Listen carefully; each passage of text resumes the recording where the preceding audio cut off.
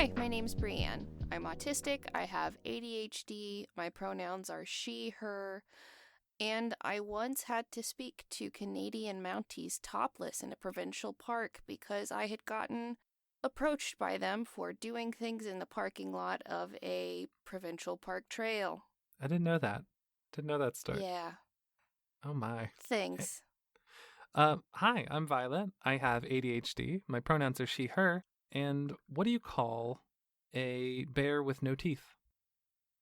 Their name? A gummy bear.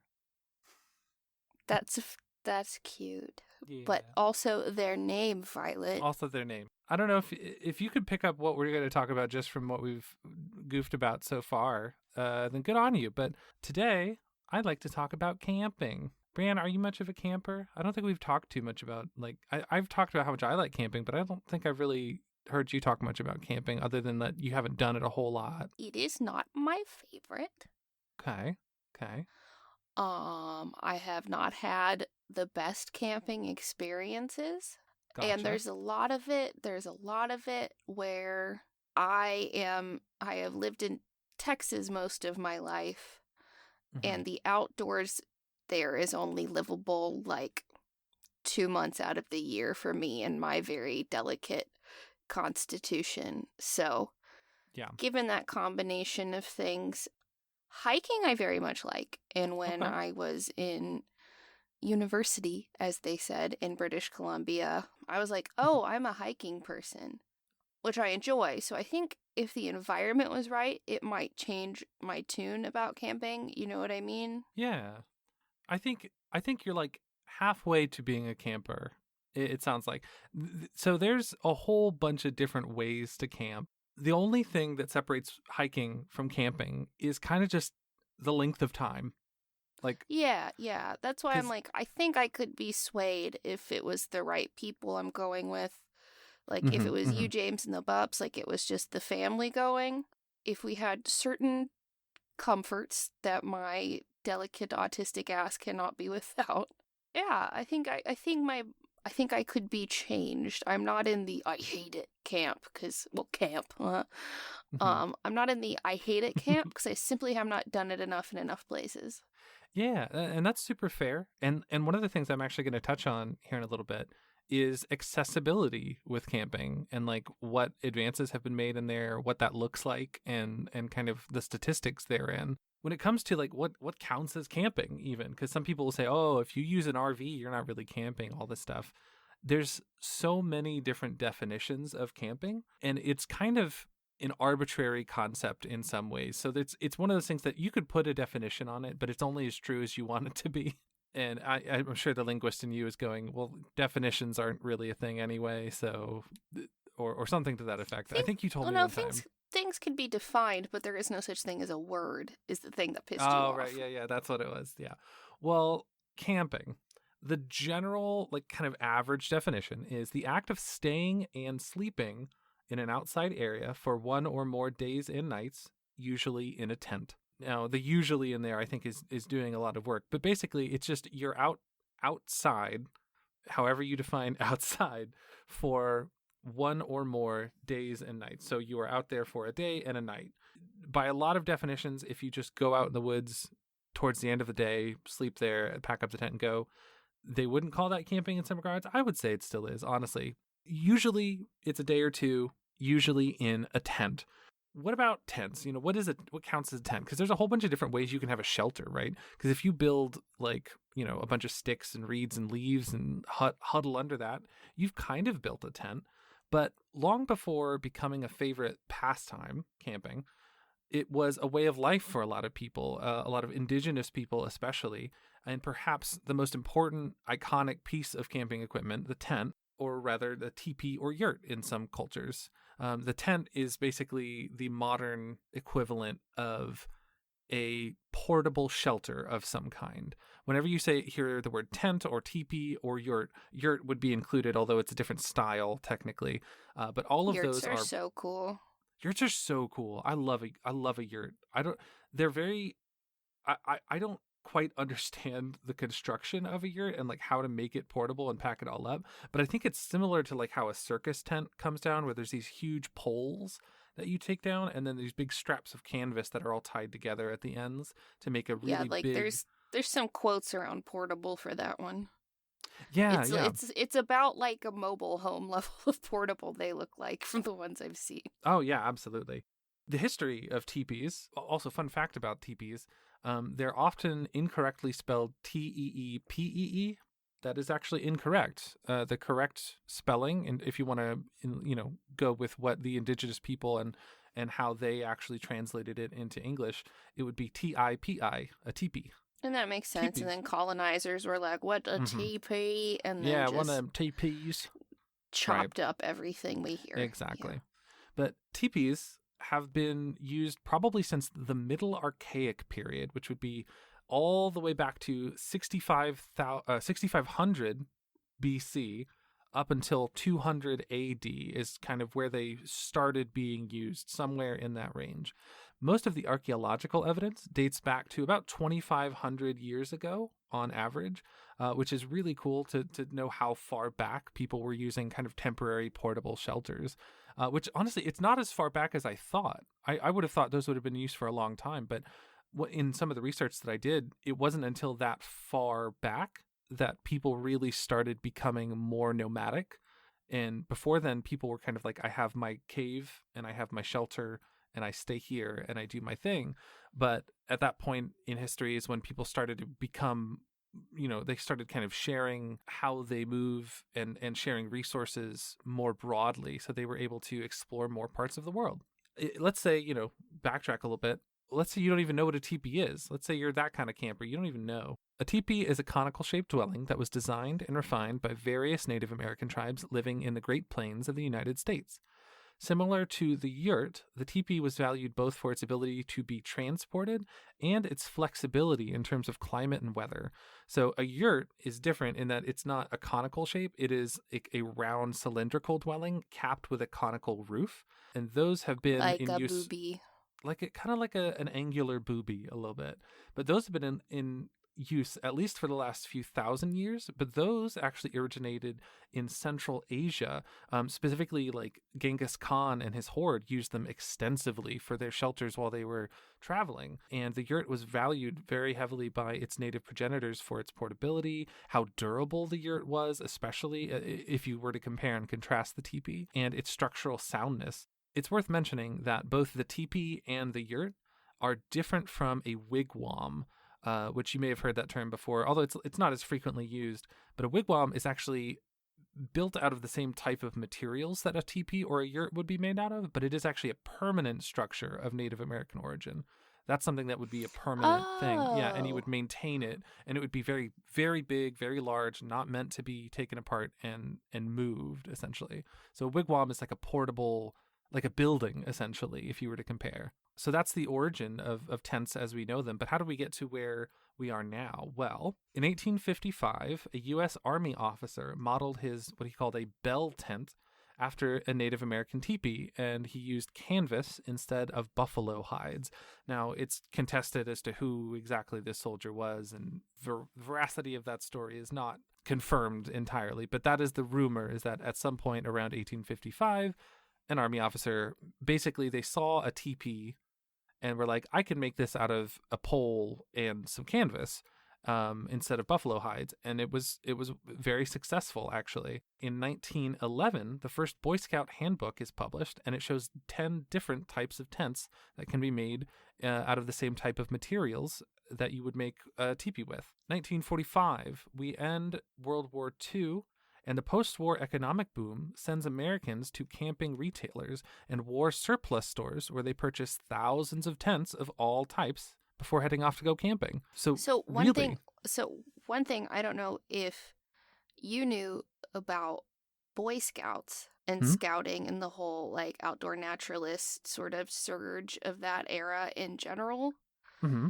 And there was a large sort of cultural idea that they were sort of appropriating's not the right term, but they thought that these boys had been without their dads at war for a while, and this was to help with, like, we'll make them real men, like the indigenous men who lived on the land, And for a lot of that, it was middle and upper class at the time, white kids. Very much who so. were basically cosplaying indigenous life. And it was romanticized as, we'll make you into real men because your dads have been gone at the war and we need real men for the next time this comes along, which I forget.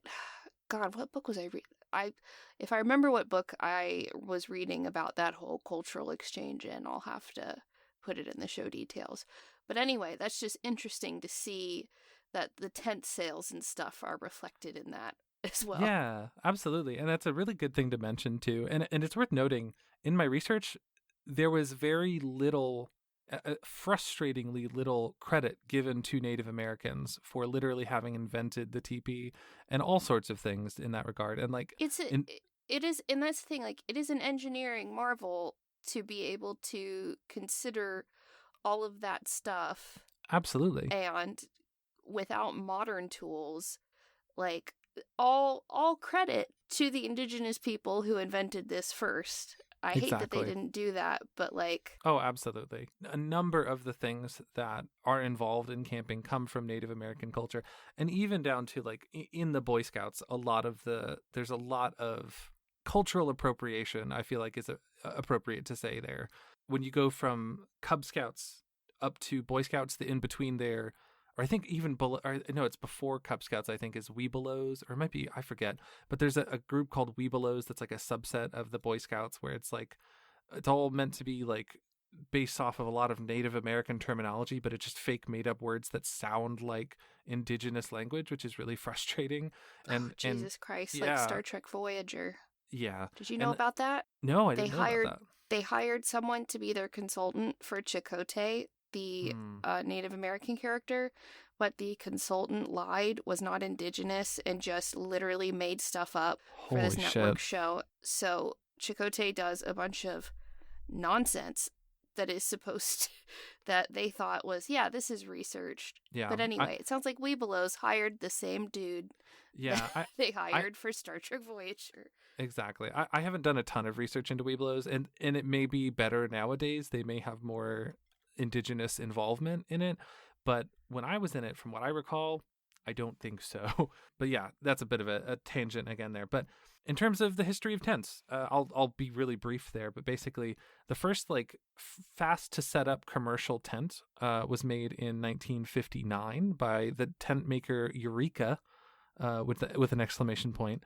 And then a couple years later, they started making lightweight metal poles to replace the wooden frames on tents that were being used before. A few years after that, in the 70s, they make a backpack portable tent that sells 1 million units in just 10 years. And then in the 90s, you get the truck tent, which is a tent pitched in the bed of a pickup truck. It just kind of went on and on from there. We've also got the history, I'm going to be really brief with these, of other popular pieces of camping gear, the sleeping bag. In the 1800s, there were various combinations of sheepskins lined with wool and a blanket that was kind of sewn over the top with a rubber bottom. And these were like European designs from various countries that were kind of the preliminary sleeping bags, and these are from very cold climate areas, often made of like reindeer fur with a natural rubber bottom sewn up on the edges, if you can imagine. So like a giant grippy sock, basically, that you put a person in. I was going to say a grippy sock, yeah. Yeah. And God, basically, a sleeping bag that looks like a grippy sock with the smiley face on the bottom. Oh my God. Copyright, patent, TM. You can't steal that. Eureka, don't at us. We're doing it ourselves. No. For the longest time, it was basically sleeping bags were essentially just, you had a blanket and then a hide, like a sheepskin layer on bottom, and rubber underneath, oftentimes to make it waterproof. And then you would just sew the edges of it. That was your sleeping bag, and that persisted since about the 1800s as like a portable bedding kind of thing, self-contained. You didn't have to have a blanket and a pillow and a whole bunch of other stuff. And then in 1942... I feel like I've seen those in period pieces. Probably, where they had like the big tendon hide stitching on the edges and stuff like that. Yeah, absolutely. They worked really well at keeping the cold out, especially with all the hides and everything. In 1942, the U.S. Army issued purpose-designed slumber bags. That's what they called them. They were heavy and very... They were heavy and very bulky. They were not very popular, and they were not well liked at the time because they were so heavy. But eventually, they were... don't sell me on the more heavy, weighted. Well, the problem was that they had to carry them, right? So it was basically like if you imagine a full comforter and like everything, and a pillow, everything all wrapped up into one, and just like a much poorer version of a sleeping bag, just too much, right? Later, they actually replaced all of the stuffing and the cotton and stuff that they were using that was so heavy with down-filled bags, which were sewn together at the edges to make the modern synthetic-filled sleeping bags, or synthetic-filled later on after we moved past down to save money. Before the U.S. Army went ahead and made their slumber bags, but after the original sleeping bags were invented, the bulky animal hide mattresses and everything, all of that, were often too heavy for people to drag into the forest and stuff like that for camping or even just general traveling. In 1889, the first air mattress was invented, believe it or not. 1889. What? That was really surprising to me. 1889? Yeah. And it was invented in Reading, Massachusetts. The original design is still in use today, but it's basically just a synthetic airtight like tarp material with a bunch of channels sewn throughout it, and you just blow it up and there's a plug on one end. Hard to improve on something that simple, honestly. Yeah. So to move on with some of the other popular camping stuff, the camp stove. You can imagine that not everyone camping going out there wants to start a fire and cook all of their food on the fire and deal with the risks that can sometimes come with a fire as well. In 1942, the midpoint of World War II, again, the U.S. Army, the Coleman Company responded to the U.S. Army's urgent request to develop a compact stove for battlefield use. The result was the modern camp stove, or at least a version of it, which was a single burner that can burn any kind of fuel and function at all the way down to negative 60 degrees and up to 150 degrees. Yeah, Coleman fucking killed it with this. Get this, it's smaller than a 1-quart milk bottle. Whoa. Yeah, it's really tiny. It was such a good invention. It is considered, along with the Jeep, it's considered one of the 2 most important pieces of non-combat equipment in the entirety of World War II. Literally, the camp stove and the Jeep. Yeah. Because imagine you had to go from learning how to start a fire and carrying fire starting equipment, and if it rains, you're fucked. If it's too cold, you're fucked. If you run out of tinder, if something goes wrong, you're fucked. But then you have this little can, and all you have to do is get a flint and steel, and you just put a spark on the end of this little wick, and boom, you've basically got it. It was basically like a little kerosene burner in a can, and you just put this little metal piece on top of it and set your pot, and that's it. Like, it took it to like the most roughing it survivalist you could absolutely do to like pretty close to a modern stove in one step. So really cool. The camp lantern, obviously we didn't want to keep making torches, for a long time, because original torches were just a piece of wood, and then you would take that piece of wood and you would dip it in, animal fat and wax and all sorts of other things. Four Loko, whatever you had on hand that was flammable and was somewhat thick, you would mix that all together into a thick substance. I say like thick, but I mean like kind of like greasy, essentially. You would make like a paste, and then you could soak a rag with that, wrap it around the end of a torch, and then the wrapping it around the torch would help it burn slower, if you imagine kind of like it acting like a wick and burning in a spiral. And the fact that it was a thick grease type material made it actually burn slower, which was the original torch. But all of this was messy. It produced tons of smoke. Like, how you have a candle, and if it burns for a while, it'll start to smoke, and you might get soot around things, all kinds of stuff. In 1905, again, the Coleman Company, they developed a liquid fuel lantern with a small base tank, very similar to the camp stove, But the tank in this case is pressurized and uses a little hand pump. And basically that little base tank would light up a flame at the top of the little spout, and you would just keep it pressurized with the little hand pump. And it didn't produce smoke. It was inside of a metal and glass enclosure, so it was safer. And because of the liquid fuel being smokeless, it was a lot less stinky just in general. Yeah. And so it was just really nice and a really good invention at that point, 1905. And there was several advances beyond that, and all the way up to electricity and batteries and all that good stuff. But that's just, the basic camp equipment and where all of that stuff comes from, which I think is really cool to see the origin of all that stuff. But we have all of these things. Most of them, as you heard, they were made for war. Where did camping become popular? How did it become popularized? As you mentioned, a lot of it was through that kind of propaganda system of trying to get kids the survival tools to get ready for war. But there's also some other origins that kind of like helped popularize it alongside that. There's a person who is often called the minister who invented camping in America, and there's a lot of articles that cite that and like quote that. I don't feel like that's accurate at all. He didn't invent camping. He popularized it. I think that's much more accurate to say. But there's a book came out in 1869. It was called Adventures in the Wilderness, or, Camp Life in the Adirondacks. Hell of a title. It's a little wordy. It's a little wordy, yeah. But, it was the 1800s, so they didn't know how to do book titles that were really catchy and, like, clickable then. That's funny because I'm researching something about Charles Dickens for something. And did you know that A Christmas Carol was originally going to be just an informative pamphlet and plea that was called something like A Message to the People of England on Behalf of the Poor Man's Child, or something like that? And then someone said, what if you put this message in a story? And he's like, God. Ghosts. Got it. Oh my God. That's really funny. Another meaty title. Yeah. The 1800s honestly, loved it, like a Fall Out Boy song title.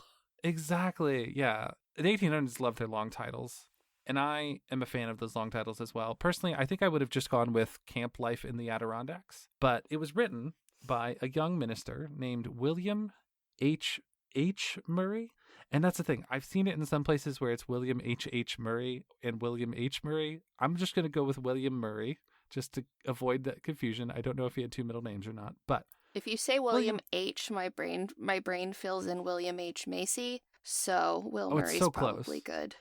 Yeah, that is close to Bill Murray, though. Oh my God, like very close. It's basicly Bill Murray because Bill is short for William. So this, so this book was written by Bill Murray, by Reverend Bill Murray. By Reverend Bill Murray, and he wrote it to promote nature as a powerful cure for both spiritual and physical ailments, and as an open and equal activity for everyone, which I think is mostly a really nice thing, a really nice goal. Like the idea of having it be, this is for everyone. And it didn't really, in that original book, it didn't really segregate it like, oh, this is for boys, this is for men or something. It was just like, this is nice for everyone. Nature is good and it's healing for everyone. So Murray's book took a previously quiet region, the Adirondacks, and transformed it into a nationwide camping destination.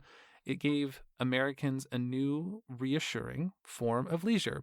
And I say, it gave Americans a new, reassuring form of leisure. It gave wealthy Americans a new, reassuring form of leisure, right? So Murray took his first camping vacation in the Adirondacks in the summer of 1864 and returned annually for many years because he was pretty wealthy. He canoed and hiked widely. His favorite campsite was on Osprey Island at Raquette Lake. Occasionally, Murray would bring parties with him, which can include not only his friends, but his wife and his friends' wives, big parties of people. And all of these people who were just taken aback by the Adirondacks' beauty and the leisure that they could find out in nature, he started writing about these trips in a series of lively, often humorous narrative exercises. And I wish I had a good example. I wasn't able to find any. There were a lot of places that were saying that these, quote, narrative exercises of his before the actual book came out, they were very funny in a lot of ways, but I couldn't find any examples of them, unfortunately. These narrative exercises, as he called them, were something that a lot of ministers apparently worked on at the time. They were like sections of stories that were meant to be inspiring and bring people to a spiritual like happiness of some kind. They're supposed to be cheerful things to make people think happy thoughts. Chicken soup for the soul. Yeah, exactly. And it was something that lots of ministers did at the time, but his were specifically these nature stories and these stories from these camping trips that he took. The book that he ended up producing, we'll just shorten the title to Adventures, it produced a really remarkable effect amongst people that wanted to go camping. The Adirondacks were kind of transformed to be more accessible as railroads and telegraph lines reached the region due to the popularity. And the post-Civil War economy was booming at the time. And so there were a lot of people that were like taking advantage of this, a lot of wealthy people that were. Although the middle class was slowly at this point starting to be able to engage in camping some, but it wasn't nearly as prominent as it was. And one thing I'll talk about here in just a second is how that trend is still around today, although less so. It's a little bit more equal with wealthy people still camp more on average. It's still kind of a wealthy person's hobby, but there are more people of all classes camping than ever before, which I think is really cool. Nice. One thing I want to touch on briefly is the history of the National Park Service, because that's the biggest place to camp in the U.S. is in a national park. On March 1st, 1872, Congress established the Yellowstone National Park Protection Act, which was signed into law by Ulysses S. Grant, the president. Yellowstone National Park was the first national park in the U.S., and it's widely believed to be the first national park in the world. There are lots of parks all over the world, national parks. That concept came about because of Yellowstone National Park, which I didn't know about that. Yellowstone National Park predated the national park system because like 40 years later or so, in 1916, President Woodrow Wilson signed the act creating the National Park Service. So Yellowstone National Park predates the National Park Service by like 40 years. The new Federal Bureau of the National Park Service was established, and it basically set about protecting 35 different regions of the U.S. as these are national parks. We can't develop like big business. They're not for residential use. They're for camping and people to go witness the beauty of the U.S. And now, obviously, there's a whole lot of colonization that happened to get to this point, and like there's a whole lot of kind of whitewashing of like, oh, we're preserving these monuments. And it's like, hey, bud, they weren't ours, you know, like it's good, but not for the reasons you're saying. The National Park Service is the best place to go camping, and there's tons and tons of U.S. National parks that are really, really cool. And it's a good system, I think. In modern day, I think having national parks is really good. There are other parks, and in particular, the biggest type of park that you'll find outside of a national park would be a Campground of America, or KOA. And yes, it's Campgrounds with a K. Okay. Campgrounds with a K of America. So it's KOA. It's an American franchise of privately owned campgrounds. They have more than 500 locations all across the U.S. and Canada, and it's the world's largest systems of privately owned campgrounds. Now, capitalism is a mistake and all of that. I thoroughly believe that. However, I do believe that KOA like does a lot of good in terms of like making things fair and equitable and accessible for people. So there is some benefit there, like more so than the National Park Service, I would say.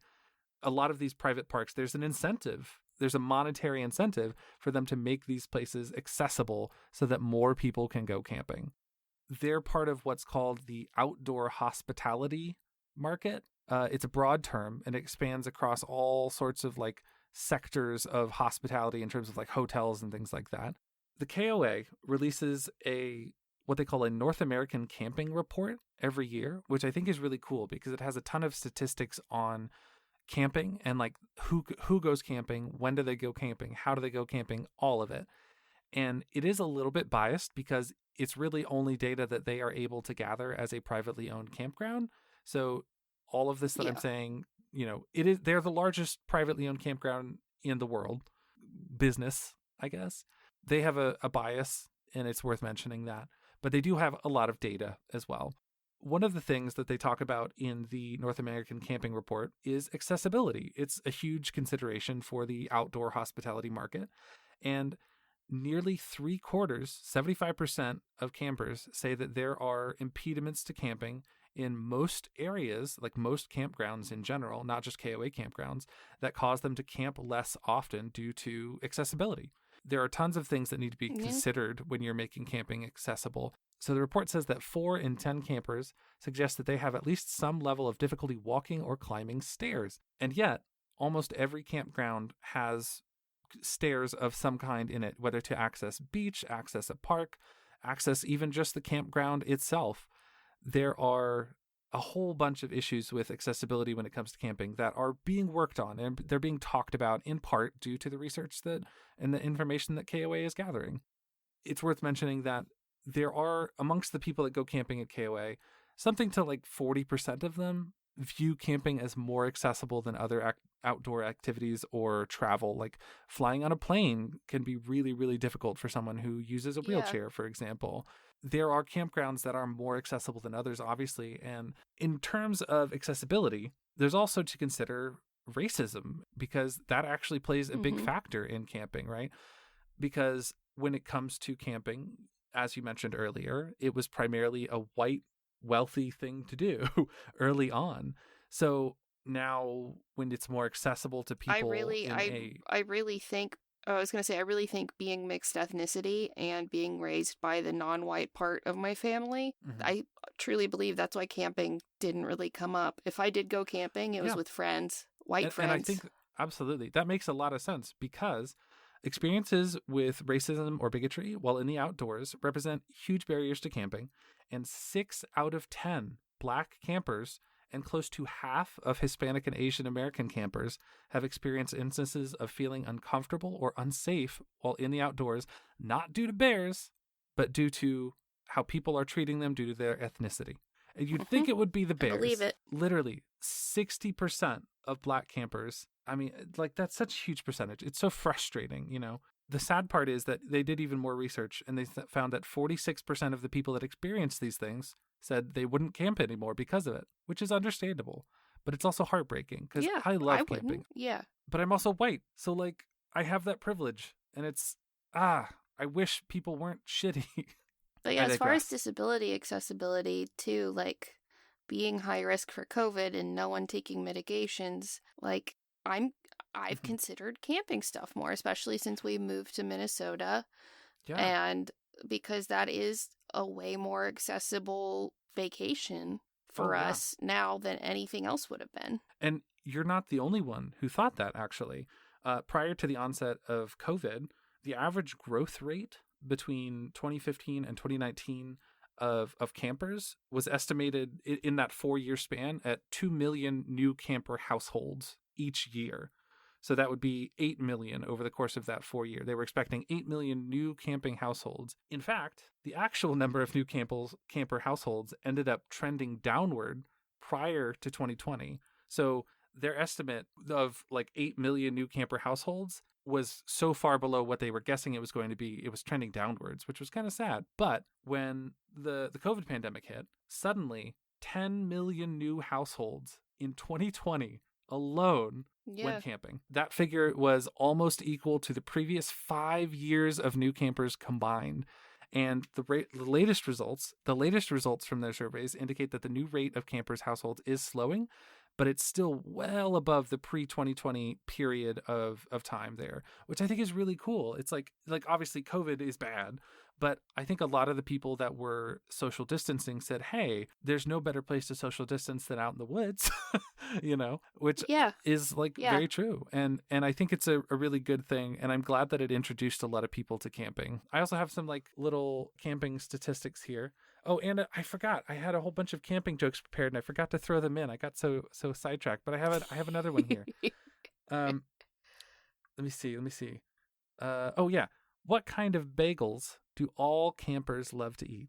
Oh yeah. That would be everything. I don't know. A Winnebago. A Winnebago. That's not. Is that one of the ones you made dumb. Maybe. Yeah. It sounds like bagel, so it's a bagel. Okay, I can tell you another one because I have so many that I didn't do it.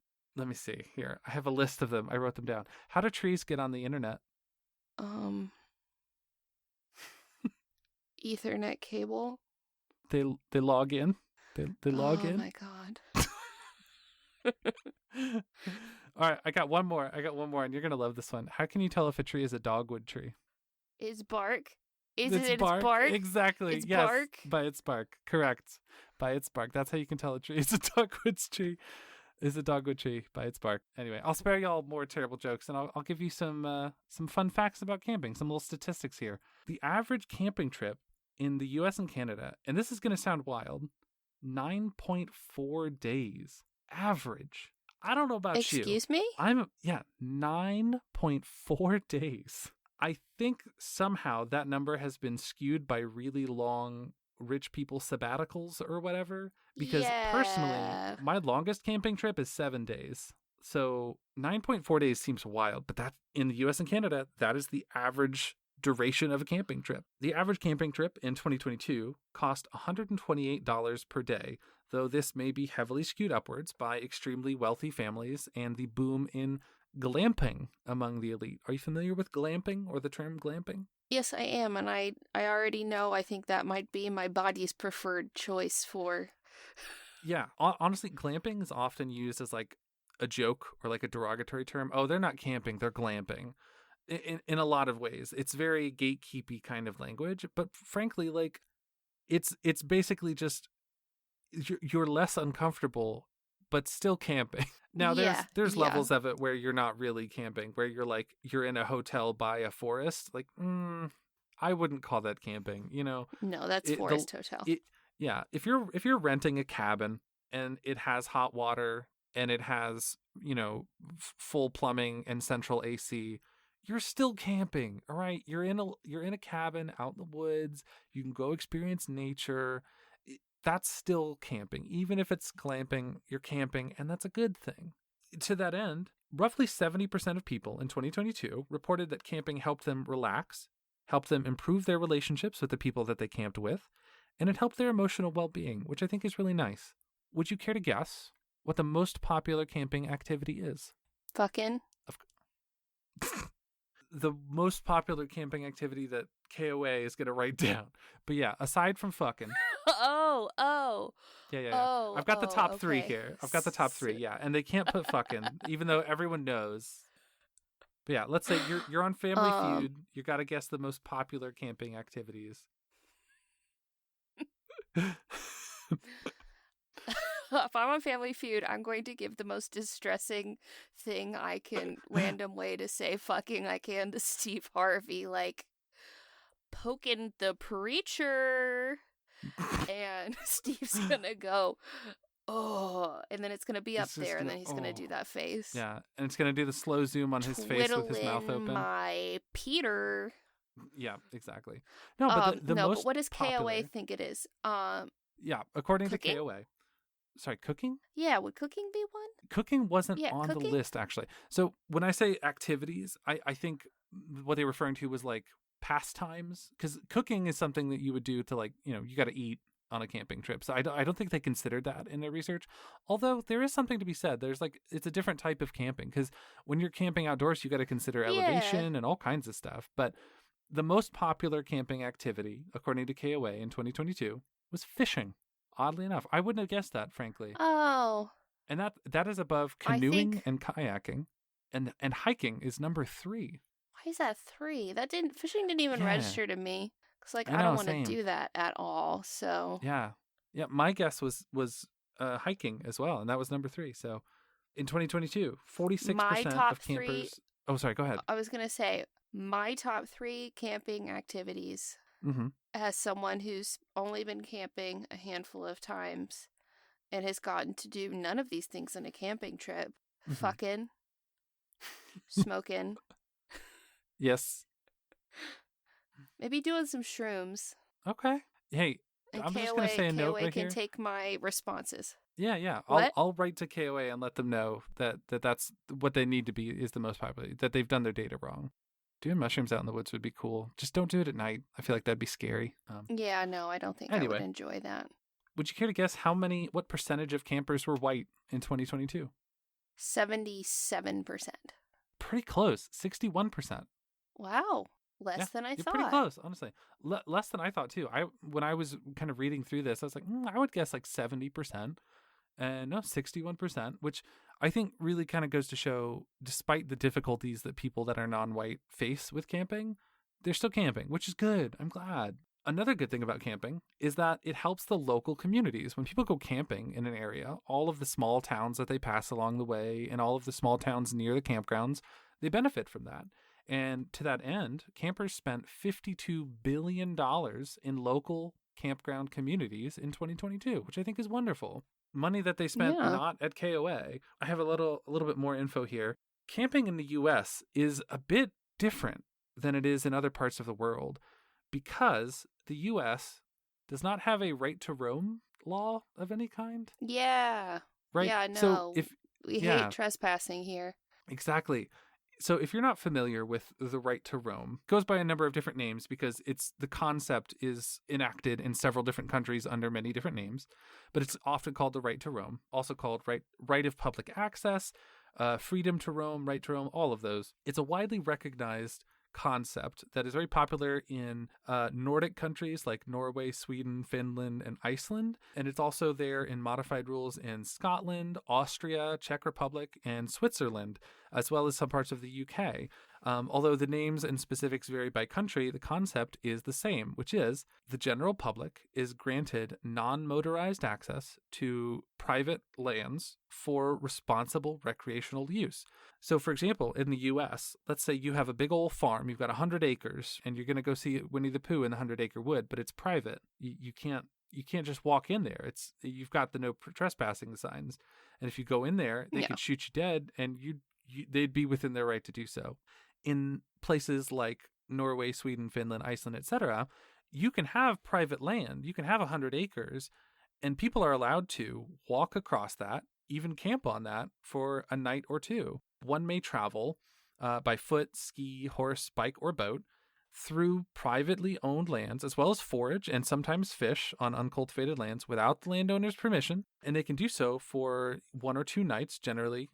Beyond that, it starts to get into you're being kind of a dick. And beyond that, you're being a little bit of a dick law.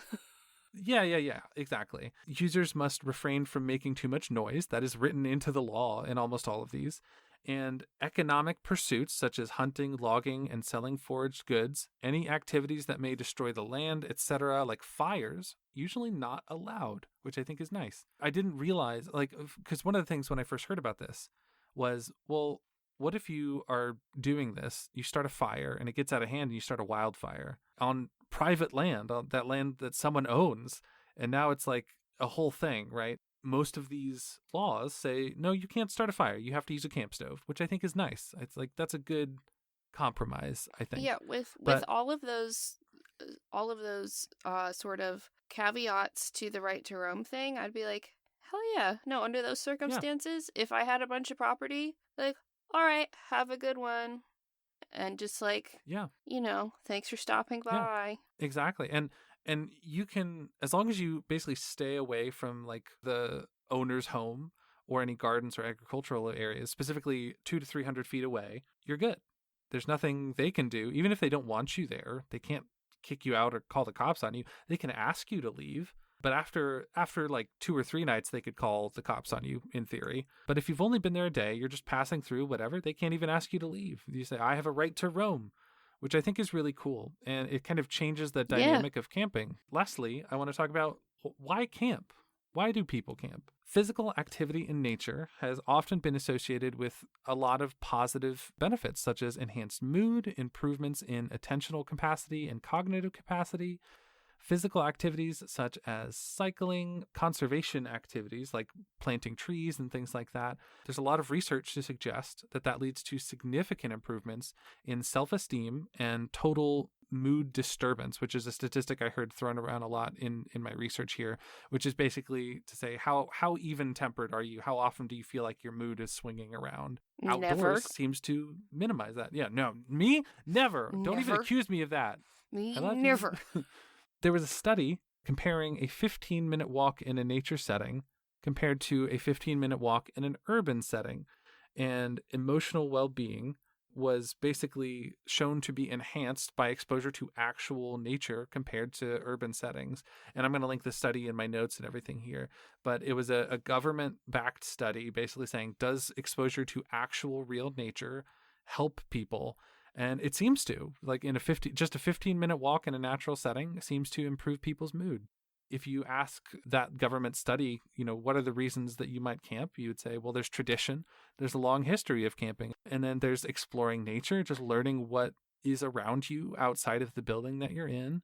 There's improving your health, as I described. There's escaping from the constant connectivity of always being reachable, because God, could you imagine a day where nobody texts you or calls you and you're just vibing out in nature? It's real nice. I do that sometimes accidentally at home because my two favorite people live here.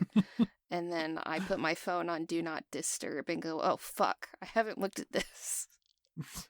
Yeah, no, I've done that too. But this would be like an on-purpose kind of thing. And you don't have to even check your phone. But it strengthens your relationships, and there's also developing life skills, A lot of people learn how to swim on their first camping trips and things like that. They bring bicycles and learn how to bike ride. That's where I first learned how to ride a bike was on a camping trip. I think it's a beautiful thing, and I hope if you're listening to this, you get a chance to go camping soon. Yeah, we'll have to see what we can do about camping now that we don't live in a place that's 110 degrees for a good chunk of the year. Yeah, I would love that because camping when it's hot sucks. Like you can put on layers when it's cold and you can start a fire, but you can't start an unfire.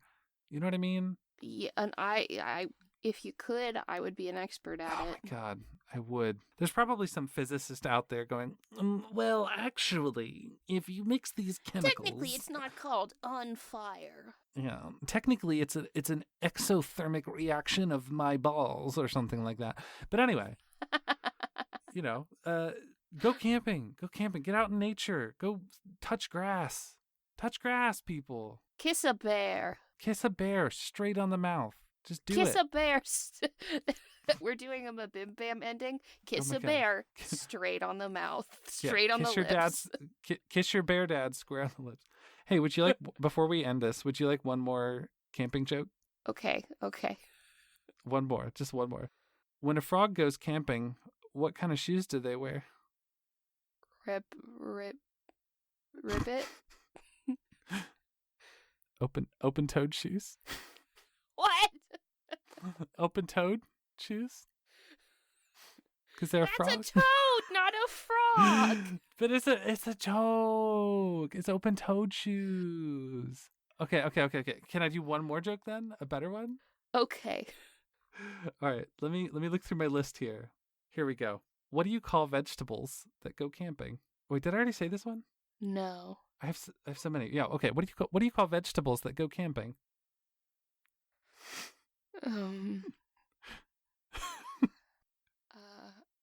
It's asparagus, Jim. Asparagus, Jim. Yep, that's it. No, a vegetable that goes camping. That's a Brussels sprout right there. Oh my God. A Brussels sprout?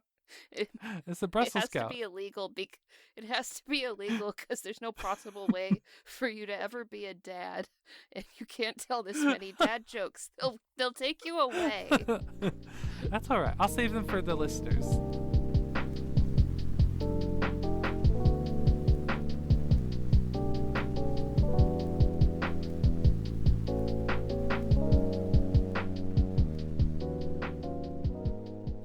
It's me with an updated housekeeping section from a new house. We used that temporary housekeeping message longer than I had intended because we moved into our new house and my intended recording space was flooded the day we moved in. So things had to be rearranged, but I'm talking to you here from my temporary recording space in the back of a closet.